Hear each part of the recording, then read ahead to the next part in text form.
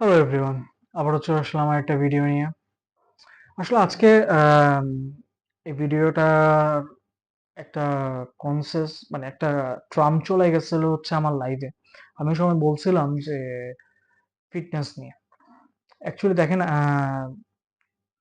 আমাদের এইজটা মানে আমার এইজ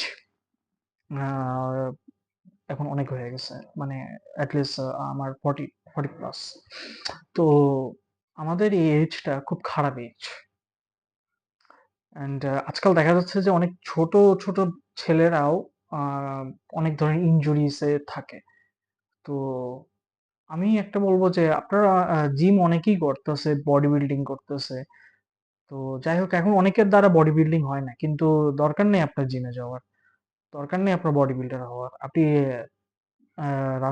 পার্কে বা যে কোনো জায়গায় আপনি 1 ঘন্টা হাঁটলেন বা 1 ঘন্টা দৌড়াইলেন, আপনার বডি ফিটনেস ভালো থাকবে। 5 ওয়াক্ত নামাজ পড়লেন, বডি ফিটনেস ভালো থাকবে, মাইন্ড ফ্রেশ থাকবে, কাজ করে মজা পাবেন।